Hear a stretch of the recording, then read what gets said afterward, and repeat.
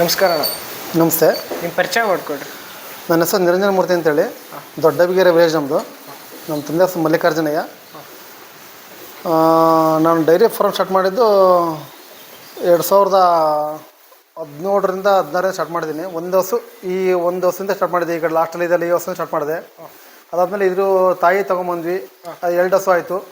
ಆದಮೇಲೆ ಇನ್ನೂ ಬೇರೆ ಬೇರೆ ಹಸುಗಳು ಮಾಡ್ಕೊಂಡು 4 ಆಯಿತು. 4ರಿಂದ ಇನ್ನೊಂದು 2 ತೊಗೊಂಬಂದು 2 ಹಸುಗಳಿಂದ ಲಾಸ್ ಆಯಿತು. ಫಸ್ಟಿಗೆ 5 ಲೀಟ್ರ್ ಹಾಕಿದೆ ಹಾಲು. ನಾನು 5 ಲೀಟ್ರಿಂದ ಒಂದು ಟೈಮಲ್ಲಿ ನಾನು 20 ಲೀಟ್ರಿಗೆ ಬಂದೆ. 20 ಲೀಟ್ರಿಂದ 15 ಲೀಟ್ರಿಗೆ ಬಂದೆ. 80 ಲೀಟ್ರ್ ತನಕ ಹಾಕಿದೆ ಒಂದು ಟೈಮಿಗೆ. ಈಗ ಪ್ರೆಸೆಂಟ್ 60 ಲೀಟ್ರ್ ಆಗ್ತಾಯಿದ್ದೀನಿ. 12 ಹಸು ಇದ್ದಾವೆ. ಕೆಲವು ಪ್ರೆಗ್ನೆನ್ಸಿ ಇದ್ದಾವೆ, ಕೆಲವು ಹಾಲು ಕೊಡ್ತಿದ್ದಾವೆ. ಆಮೇಲೆ 2 ಕರುಗಳಿದ್ದಾವೆ ಈಗ ಈ ಸಲ ನಿಮಗೆ ಸೆಮೆನ್ಸ್ ಹಾಕಿರೋವು. ನಮ್ಮಲ್ಲಿ ಇನ್ನೊಂದೇನು ಬೆನಿಫಿಟ್ ಅಪ್ಪ ಅಂದರೆ ನಮ್ಮದು ಲೇಬರ್ಲೆಸ್ಸು. ನಮ್ಮ ತಂದೆ ಮತ್ತು ನಮ್ಮ ಮನೆಯವರು ನಾವು 3 ಜನ ಮೇಂಟೈನ್ ಮಾಡ್ತೇವೆ. ಎಲ್ಲ ಸಾಥ್ ತೊಗೊಂಡು ಮನೆಯವರೆಲ್ಲ ಫ್ಯಾಮಿಲಿ ಮಾಡ್ಕೊಂಡು ಮಾಡ್ತೀವಿ. ಯಾವುದು ಲೇಬರ್ ಇಲ್ಲ, ಏನಿಲ್ಲ. ಆಮೇಲೆ ನಾನು ತೋಟದಲ್ಲಿ ಮಾಡೋದ್ರಿಂದ ಹಸುಗಳಿಗೆ ಜಾಸ್ತಿ ಕಾಯಿಲೆ ಬರೋದಿಲ್ಲ. ಸ್ವಲ್ಪ ಲೈಟಿಂಗಿಂದ ಮತ್ತು ಬರೋ ವ್ಯವಸ್ಥೆ ಅನ್ನೋದೊಂದು ಬಿಟ್ಟರೆ ಮಳೆಗಾಲದ ಸ್ವಲ್ಪ ಸಮಸ್ಯೆ ಆಗುತ್ತೆ. ಎಲ್ಲದು ಕಷ್ಟನೇ. ಈಗ ಎಲ್ಲ ರೈತರು ಮಾಡೋದು ಆಗಿರ್ಬೋದು, ಬೇರೆ ಯಾರ ಮಟ್ಟ ಕೂಡ ಈಗ ಕೆಲಸ ಮಾಡಿದ್ರೆ ಟ್ರಾವೆಲಿಂಗ್ ಸಮಸ್ಯೆ, ಹೋಗ್ಬರೋ ಸಮಸ್ಯೆ, ರಜದ ಸಮಸ್ಯೆ ಅಂತಂದರೆ ನಮಗೆ ಮಳೆಗಾಲದಲ್ಲಿ ಚಳಿಗಾಲದಲ್ಲಿ ಅಷ್ಟೊತ್ತಿಗೆ ಎದ್ದೇಳಬೇಕು ಮಾಡಬೇಕು ಅನ್ನೋದು ಸಮಸ್ಯೆ, ಹೆಲ್ತ್ ಡಿಫ್ರೆಷನ್ ಇರುತ್ತೆ. ಬಟ್ ಏನು ಇರೋದಿಲ್ಲ, ಸಮಸ್ಯೆ ಇಲ್ಲ, ಮಾಡ್ತಾಯಿದ್ದೀವಿ. ಅದು ನಮ್ಮದು ಲೇಬರ್ಲೆಸ್ ಆಗಿದೆ. ನಮ್ಮ ಕೈಯಲ್ಲೇ ಇದೆ, ಯಾವಾಗ ಬೇಕಾದ್ರೆ ಮಾಡ್ಕೊತೀವಿ. ನಮ್ಮದೇನು ಯಾವುದು ಕೂಡ ಮಿಷಿನ್ ಹಾಕೋದಿಲ್ಲ. ಹಸು ತೊಳಿಯೋಕ್ಕಂತ ಮಿಷಿನ್ ಇಟ್ಕೊಂಡು ಚಾಕ್ ಕಟ್ಟರ್ ಮಿಷಿನ್ ಇಟ್ಕೊಂಡಿದ್ದೀವಿ. ಕೈಯಲ್ಲಿ ಹಾಲು ಕರಿತೀವಿ. 60 ಲೀಟ್ರ್ 70 ಲೀಟ್ರ್ ಕೂಡ ಕೈಯಲ್ಲಿ ಹಾಲು ಕರಿಯೋದು ನಾವು. ಯಾವುದು ಕೂಡ ಮಿಷಿನ್ ಹಾಕೋದಿಲ್ಲ. ಮಿಷಿನ್ ಯಾವುದಕ್ಕೂ ಹಾಕೋದಿಲ್ಲ. ಅಂದರೆ ನಿಮ್ಮ ಹತ್ರ ಯಾವ HF ಕಡಿಮೆ. HF ಒಂದು 3-4 ಸಿಗುತ್ತೆ ನಮ್ಮಲ್ಲಿ. ಕ್ರಾಸ್ ಬಿಡೇ ಇದೆಯಲ್ಲ, ಎಲ್ಲ ಜರ್ಸಿ ಇದ್ದಾವೆ. ಜರ್ಸಿ ಒಂದು 4 ಇದ್ದಾವೆ. ಗಿರ್ ಒಂದಿದೆ. ಮೊನ್ನೆ ಸಾಯವಲ್ ಅಂತ ಅದೊಂದು ಇಟ್ಕೊಂಡಿದ್ದೀನಿ. ನಮ್ಮಲ್ಲೇ ಬ್ರೀಡ್ ಜಾಸ್ತಿ ಆಗಿರೋದು ನಮ್ಮಲ್ಲಿ. ಇದು ಮನೆ ತಗೊಂಡು ಅಷ್ಟೇ. ಇವೆರಡು ನಮ್ಮಲ್ಲೇ ಆಗಿರೋದು. ಒಂದು ಜರ್ಸಿ ಇದೆ, ಒಂದು ರೆಡ್ ಸೇಂದಿ ಅಂತ ಸಾಯಿವಾಲ್. ಅದು ನಮ್ಮಲ್ಲೇ ಬ್ರೀಡ್ ಆಗಿರೋದು. ಇದು ಕೂಡ ಜರ್ಸಿ ನಮ್ಮಲ್ಲೇ ಬ್ರೀಡ್ ಆಗಿರೋದು. ಅದು ಕೂಡ HF ನಮ್ಮಲ್ಲೇ ಬ್ರೀಡ್ ಆಗಿರೋದು.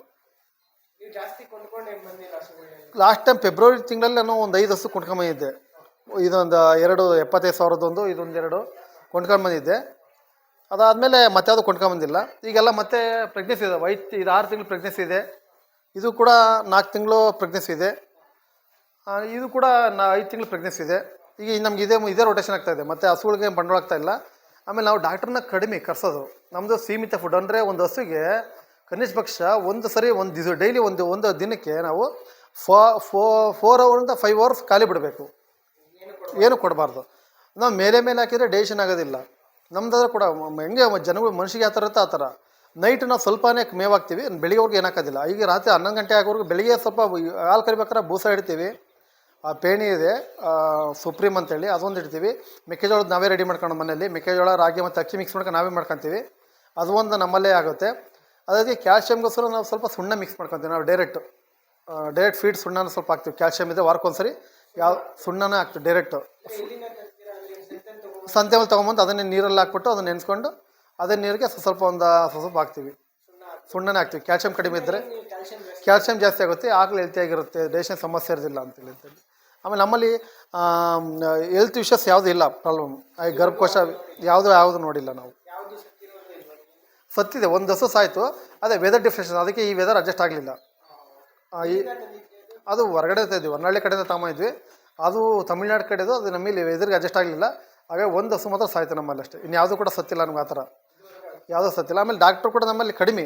ಏನೋ ಇದು ಯಾವುದಾರ ಕೊಂಬು ಮುರ್ಕೊಂಡು ಜಗಳ ಮಾಡ್ಕೊಂಡು ಕೊಂಬು ಮುರ್ಕೊಂಡಿದ್ವು, ಅವಾಗ ಮಾತ್ರ ಡಾಕ್ಟ್ರ್ ಬಂದಿರೋದು. ಬಿಟ್ಟರೆ ಇನ್ನು ಉಳಿದಕ್ಕೆ ಸೆಮೆನ್ಸ್ ಹಾಕ್ಲಿಕ್ಕೆ ಮಾತ್ರ ಬರ್ತಾರೆ ಅಷ್ಟೇ. ಸೆಮೆನ್ಸ್ ಹಾಕಿ ನಮ್ಮದು. ಮತ್ತು ಹೆಚ್ಚಿನಾಗಿ ಡೈಲಿ ಮನೆ ತೊಳೆಯೋದಿಲ್ಲ ನಾವು.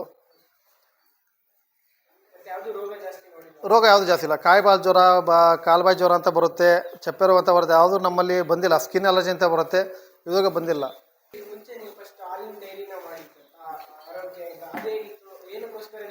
ಇಲ್ಲ, ಫಸ್ಟು ಏನಾಯಿತು ಅಂದರೆ ನಮ್ಮೂರಲ್ಲಿ ಡೈರಿ ಇರಲಿಲ್ಲ. ನಮ್ಮೂರಲ್ಲಿ ಡೈರಿ ಮಾಡಿದಾಗ ಏನಾಯ್ತು ಅಂದರೆ ನಮ್ಮದು 1 ಹಸು ಇತ್ತು, 2 ಹಸು ಇತ್ತು. ನಾನು ಕೂಡ ಮಳೆಗಾಲದಲ್ಲಿ ಬೇರೆ ತೊಗೊಂಡೋಗ್ಬೇಕಾಯ್ತು. ನನ್ನ ಜೊತೆ ಇನ್ನಿಬ್ಬರು ಜನ ಬೈಕಲ್ಲಿ ಬರ್ತಾಯಿದ್ರು.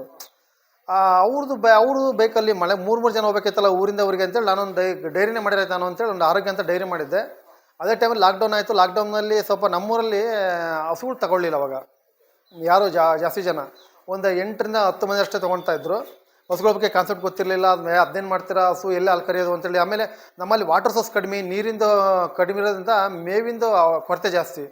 ಹಸಿಮೇವು ಸಿಗೋದಿಲ್ಲ. ಹಸಿಮೇವು ಇಲ್ಲ ಅಂತಂದರೆ ಆಕಳುಗಳು ಕಟ್ಟಕ್ಕೆ ಮೇಂಟೈನ್ ಮಾಡೋಕ್ಕಾಗೋದಿಲ್ಲ ನಾವು. ಹಸಿಮೇವು ಇರಲೇಬೇಕು ಸ್ವಲ್ಪ. ವರ್ಷ ಪೂರ್ತಿ ಡೈಲಿ ಇರಲೇಬೇಕು. ಯಾಕಂದರೆ ನಾವು ಹಾಲು ಕರಿ ನಮ್ಮ ಕಾನ್ಸೆಪ್ಟ್ ಏನು ಅಂತಂದರೆ ಡೈರಿ ಫಾರ್ಮ್ ಮಾಡೋದು ಹಸು ಕಡೆಯಿಂದಿರೋರು ಹಾಲು ಕರಿಬೇಕಂದ್ರೆ ಕಾನ್ಸೆಪ್ಟು. ಹಾಲು ಕರಿಬೇಕು ಅಂದರೆ ನಾವು ಅದಕ್ಕೆ ಸರಿಯಾದ ವಿಟಮಿನ್ ಕೊಡಲಿಲ್ಲ ಅಂತ ಹಾಲು ಕರಿಯೋದಿಲ್ಲ. ಅದು ಒಣಮೇವು ಕೊಡುತ್ತೆ, ಅದು ಬದುಕಲಿಕ್ಕೆ ಆರೋಗ್ಯವಾಗಿ ಚೆನ್ನಾಗಿರುತ್ತೆ, ಬಟ್ ಈಳ್ ಜಾಸ್ತಿ ಬರ್ದಿಲ್ಲ. ಅಂದರೆ ಹಸಿ ಮೇವು ಇರಬೇಕಲ್ವ. ನಾವು ಹೆಂಗೆ ಬರೀ ಡೈಲಿ ಮುದ್ದೆನೇ ಊಟ ಮಾಡಿದರೆ ಅಲರ್ಜಿ ಆಗೋದು, ಸ್ವಲ್ಪ ಅನ್ನ ಇರಬೇಕು, ಸ್ವಲ್ಪ ಮಜ್ಜಿಗೆ ಇರಬೇಕು, ಇಲ್ಲ ಒಂದು ದೇಶ ಯಾವುದಾದ್ರು ಸ್ವೀಟ್ ಇರಬೇಕು ಅಂತಿಲ್ಲ. ಅದೇ ಥರ ಅದಕ್ಕೂ ಕೂಡ ಬೇಕು, ಹಸುಗಳಿಗೆ ಕೂಡ ಬೇರೆ ಬೇರೆ ಮಿನರಲ್ ಮಿಕ್ಚರ್ ಬೇಕು, ಅದಕ್ಕೂ ಟಾನಿಕ್ ಬೇಕು. ಯಾವ್ದಾದ್ರು ವೀಕ್ ಆಗಿದ್ದರೆ ಕರುಗಳಿಗೆ ಟಾನಿಕ್ ಕೂಡ ಹಾಕ್ಬೇಕಾಗುತ್ತೆ. ಡಾಕ್ಟರ್ ಕನ್ಸಲ್ಟ್ ಮಾಡಿ, ಒಳ್ಳೆ ಡಾಕ್ಟರ್ ಕನ್ಸಲ್ಟ್ ಮಾಡಬೇಕು. ಹಾಗಾಗಿ ಯಾವುದಕ್ಕೂ ನಮ್ಮಲ್ಲಿ ಪ್ರಾಬ್ಲಮ್ ಇಲ್ಲ, ಬಟ್ ಡಾಕ್ಟರ್ ಯಾವುದು ಹಂಗೆ ಭಾಳ ಸಮಸ್ಯೆ ಆಗಿದೆ ಡಾಕ್ಟರ್ ಕನ್ಸಲ್ಟ್ ಮಾಡ್ತೀವಿ. ಇದುವರೆಗೆ ಅಂಥ ದೊಡ್ಡ ಸಮಸ್ಯೆ ಯಾವುದು ಬಂದಿಲ್ಲ. ಆಮೇಲೆ ಕ್ಯಾಲ್ಸಿಯಂ ಕಡಿಮೆ ಇದೆ ನೋಡ್ಕೋಬೇಕು, ಮೇವು ಕಡಿಮೆ ಇದೆ.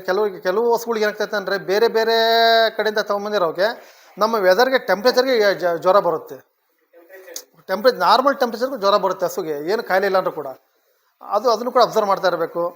ಆಮೇಲೆ ನಮ್ಮದು ಲೇಬರ್ಲೆಸ್ ಆಗಿರೋದ್ರಿಂದ ನಾವು ಮನೆಯವರೇ ಮಾಡ್ತಾರೋದ್ರಿಂದ ನಮಗೆ ಗೊತ್ತಾಗುತ್ತೆ. ನಮ್ಮ ತಂದೆಯವ್ರು ಸಂಜೆ ಬಂದು ಹೇಳ್ಬಿಡ್ತಾರೆ, ಈ ಹಸು ಯಾಕೆ ಇವತ್ತು ಊಟ ಮಾಡಿಲ್ಲ ಕಣಪ್ಪ, ಇದು ತಿಂದಿಲ್ಲ, ಮೇವು ಸರಿ ತಿಂದಿಲ್ಲ, ಕಾಲಾಡ್ತಾ ಇಲ್ಲ, ಯಾಕೆ ಸ್ವಲ್ಪ ಮಂಕಾಗೈತೆ ಅಂತೇಳಿ. ಆಗ ನಾವು ಸಂಜೆ ಬಂದ್ಬಿಟ್ಟು ಅದಕ್ಕೆ ಏನು ಬೇಕು ನೋಡ್ಕೊಂಡು ಡಾಕ್ಟರ್ ಕನ್ಸಲ್ಟ್ ಮಾಡ್ತೀವಿ. ಇಲ್ಲ ಅಂದರೆ ಫೋಟೋ ಹೊಡೆದಾಕ್ತೀವಿ, ಡಾಕ್ಟರ್ ಈ ಥರ ಏನಾಗ್ತದೆ ಅಂತ. ಅವಾಗ ಅವ್ರು ಬರೋಕ್ಕಾಗದಿದ್ರೆ ಫೋನಲ್ಲೇ ಹೇಳ್ತಾರೆ, ಈ ಥರ ಮೆಡಿಕಲ್ ತೊಗೊಂಬನ್ನಿ ಹಾಕಿ ಅಂತೇಳಿ. ಅದು ನಾವೇ ಮಾಡ್ಕೊಂಬಿಡ್ತೀವಿ.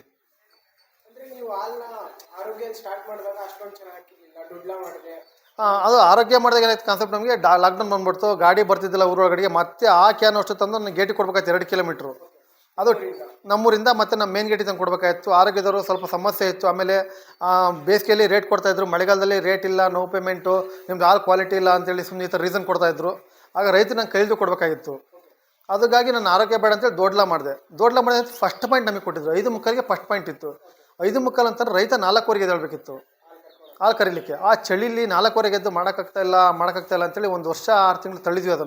ಅದರಲ್ಲೇ ಮೇಂಟೈನ್ ಮಾಡಿ ಏನೇನೋ ಮಾಡಿ ನಮ್ಮದು 4 ಹಸುಗಳು ಮಾಡಿ ನಮ್ಮದೇ ಹಾಲು ಜಾಸ್ತಿ ಮಾಡೋಣ ಅಂತೇಳಿ ನೋಡಿದೆ. ಕೊನೆಗೆ ಸ್ವಲ್ಪ 1-2 ಕ್ಯಾನ್ ಕೆಟ್ಟು ಬಂತು. ಆ 2 ಕ್ಯಾನ್ ಕೆಟ್ಟು ಬಂದಾಗ ಏಜೆಂಟ್ರ ಮೇಲೆ ಹೊಡ್ತಾ ಬಿತ್ತು. ನಾನು ತಿಂಗಳು ಪೂರ್ತಿ ಮಾಡಿದ್ದನ್ನು ರೈತರಿಗೆ ಹಾಕ್ಕೊಡ್ಬೇಕಾಯಿತು. ಅದಕ್ಕೋಸ್ಕರ ಈ ಡೈರಿನೇ ಬೇಡ, ನಾನೇ ಯಾವ್ದಾರು ಒಂದು ಡೈರಿ ತಂದು ಹಾಕಿರಾಯ್ತು. ನನ್ನ ಹಸುಗಳು ಜಾಸ್ತಿ ಮಾಡ್ಕೊಂಡು ನಾನು ಹಸುಗಳು ಜಾಸ್ತಿ ಮಾಡ್ಕೊಂಡ್ರೆ ನಾನು ಹಾಲು ಜಾಸ್ತಿ ಬರುತ್ತೆ, ನನ್ನ ಕೈ ಸಿಗುತ್ತೆ ದುಡ್ಡಾರೋ ಅಂತೇಳಿ ನಾನೇ ಮಾಡಿದೆ. ಕಾನ್ಸೆಪ್ಟನ್ನ 4 ಹಸು ಇದ್ದಿದ್ರೆ 8 ಹಸು ಮಾಡ್ಕೊಂಡೆ. ನಾನೇ ಹಾಲು ಕರೆದ್ಬಿಟ್ಟು ಬೇರೆ ಡೈರಿ ತೊಗೊಂಡೋಗಿ ಕೊಟ್ಟಾಗ ನನಗೆ ಡೈರೆಕ್ಟಾಗಿ ಕರೆಕ್ಟಾಗಿ ದೊಡ್ಡಲಾಗೆ ಆಗ್ತಾಯಿದ್ದೀನಿ. ಸಿದ್ಧಮಠ ವಿಲೇಜು ನಮ್ಮೂರಿಂದ. ನಾನು ನಮ್ಮ ದೊಡ್ಡಬಿಗೆರೆಯಿಂದ ನಮ್ಮ ಹೊಲ ಇರೋದು 2.5 ಕಿಲೋಮೀಟರ್ ದೂರ ಆಗುತ್ತೆ. ಹಾಗಾಗಿ ಸಿದ್ಧಮಠ ನಿಯರ್ ಅಂತೇಳಿ ಸಿದ್ಧಮಠಕ್ಕೆ ಹೋಗಿ ಹಾಲು ಹಾಕ್ತಾಯಿದ್ದೀನಿ. ಅಲ್ಲಿಂದ ಬಂದುಬಿಟ್ಟು ಬೆಳಿಗ್ಗೆ 6 ಗಂಟೆಗೆ ಬರ್ತೀವಿ ನಾನು ನಮ್ಮ ಮನೆಯವರು. ಬಂದುಬಿಟ್ಟು ಇಬ್ಬರು ಸಗಣಿ ಎಲ್ಲ ಹೊಡೆದ್ಬಿಟ್ಟು ಬೋಸಾಗೆ ಸೆಟ್ಟು ಹಾಲು ಕರೆದ್ಬಿಟ್ಟು ನಾವು ಸಿದ್ಧಮಠಕ್ಕೆ ಹಾಲು ಹಾಕಿ ಬಂದು ಮತ್ತೆ ಮೇವು ನೀರು ನೋಡ್ಕೊಂಡು ಮತ್ತೆ 10 ಗಂಟೆಗೆ ವಾಪಸ್ ಹೋಗ್ತೇವೆ. 10ವರೆಗೆ ನಮ್ಮ ಫಾದರ್ ಬರ್ತಾರೆ. ನಮ್ಮ ಫಾದರ್ ಬಂದು ಸಂಜೆ 5 ಗಂಟೆ ತನಕ ಅದಕ್ಕೆ ಮಧ್ಯಾಹ್ನ ಒಂದ್ಸರಿ ನೀರು ಕೊಟ್ಟು ಕುಡಿಸ್ಬಿಟ್ಟು ಕಾಲಾಡಿಸ್ಬಿಟ್ಟು ಆಡಕ್ಕೆ ಬಿಡ್ತಾರೆ. ಆಡಿಸ್ಬಿಟ್ಟು ಮತ್ತೆ ತಂದು 5 ಗಂಟೆ ವಾಪಸ್ ತಂದು ದನಿ ಮನೆ ಹತ್ರ ಬಿಡ್ತಾರೆ.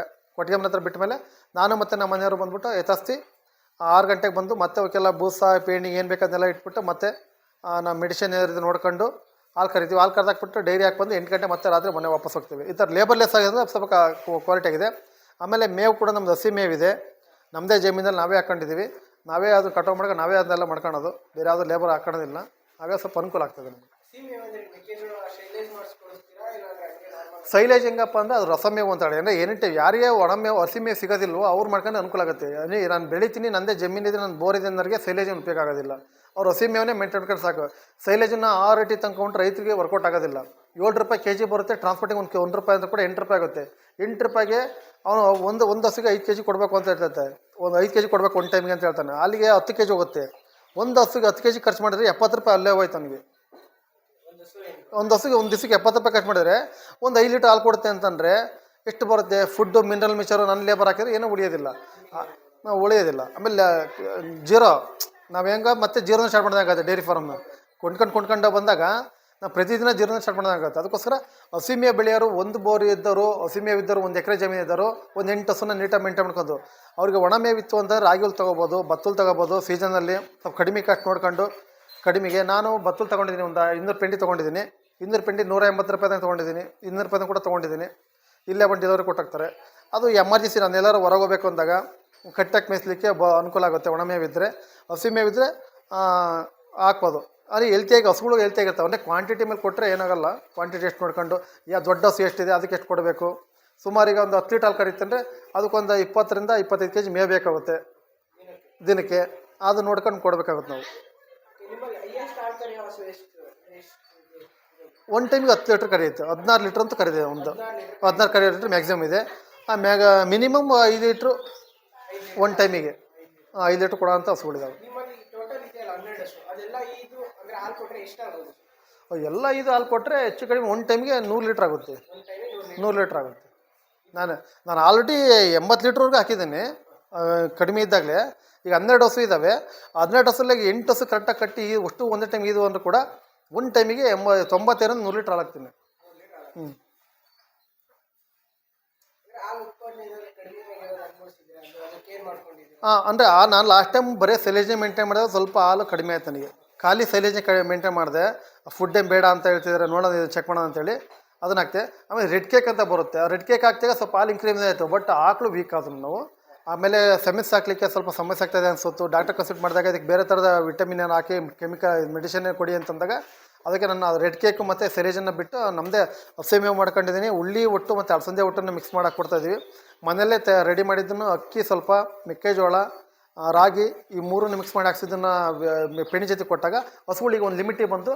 ನಂದು 16 ಲೀಟ್ರ್ ಬಂದು ಇವತ್ತು 36 ಲೀಟ್ರ್ ಬಂದಿದೆ. ಮತ್ತು 20 ಇದೆ ಇಷ್ಟೇ ಆಕಳು ಇದೇ ಟೈಮಿಗೆ ಇದಾವೆ. 16-17 ಲೀಟ್ರ್ ಆಗ್ತಾಯಿತ್ತು ಬರೀ ಒಂದು ಟೈಮಿಗೆ. ಇಷ್ಟಾಗಲಿದ್ರು ಕೂಡ ಪೂರ್ತಿ ವೀಕ್ ಆಗಿಬಿಟ್ರು. ಮನೆಗೆ ಆಮೇಲೆ ಚೆಕ್ ಮಾಡಿದ್ಮೇಲೆ ಗೊತ್ತಾಯಿತು ಇದು ಹಿಂಗೆ ಆಗ್ತಾಯಿದೆ ಅಂತೇಳಿ. ಫುಡ್ ನಮ್ಮ ಮೇಂಟೈನ್ಸ್ ಕಡೆ ಆಗ್ತಾನೆ ಅಂತೇಳಿ ಕರೆಕ್ಟಾಗಿ ಫುಡ್ ಈ ಥರ ಮೇಂಟೈನ್ ಮಾಡಿದ್ಮೇಲೆ ನಮಗೀಗ 38-40 ಲೀಟ್ರ್ ಒಂದು ಟೈಮಿಗೆ ಬರ್ತಾಯಿದೆ.